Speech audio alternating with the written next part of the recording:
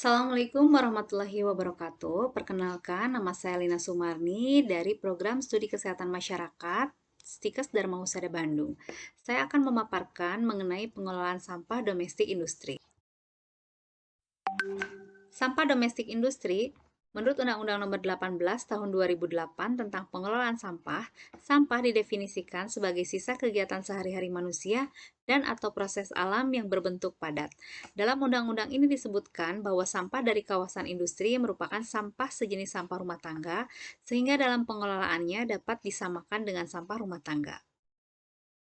Pada awalnya, pengelolaan sampah pada kawasan industri ini memakai konsep tradisional, yaitu KAB atau kumpul angkut buang. Namun, dengan diundangkannya Undang-Undang Pengelolaan Sampah Nomor 18 Tahun 2008, maka konsep itu harus diubah, yaitu diubah ke pencegahan timbulnya sampah.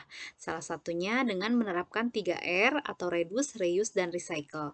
Sehingga sampah yang dibuang ke TPA seminimal mungkin atau bahkan nirsampah.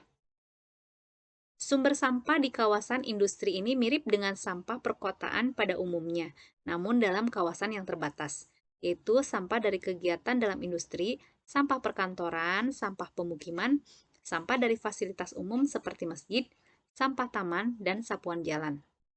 Untuk jenis sampah di kawasan industri ini ada tiga jenis sampah, yaitu sampah organik, sampah anorganik, dan juga sampah sisa proses produksi.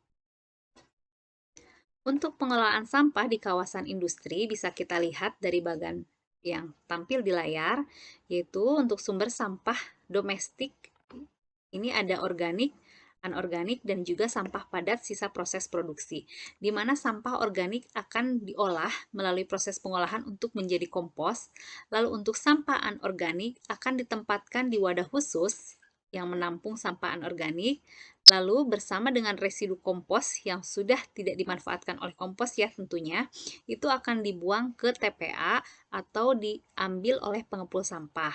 Nah, untuk sampah padat sisa proses industri ini yang masuk sampah anorganik akan digabungkan dengan pewadahan sampah anorganik, tetapi untuk sampah yang masih bisa digunakan maka ia akan digunakan kembali di dalam kegiatan industri ini.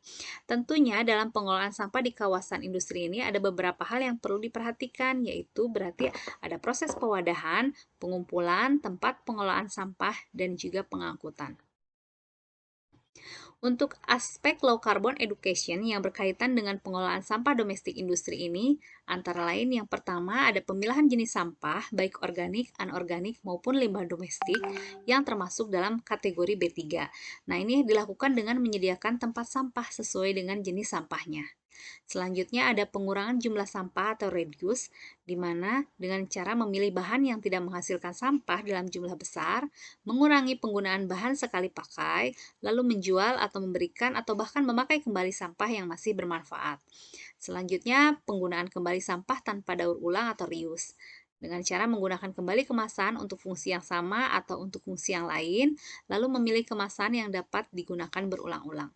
Selanjutnya, daur ulang sampah menjadi benda lain yang bermanfaat atau recycle, yaitu dengan cara memilih produk dengan kemasan yang dapat didaur ulang dan mudah terurai, dan juga dengan menangani sampah organik agar menjadi kompos dengan berbagai cara yang telah ada atau sesuai dengan ketentuan, atau memanfaatkannya sesuai dengan kreativitas masing-masing. Dan juga untuk limbah padat domestik yang termasuk limbah B3, ini dipisahkan dan dilakukan penanganan sesuai dengan persyaratan penanganan limbah B3.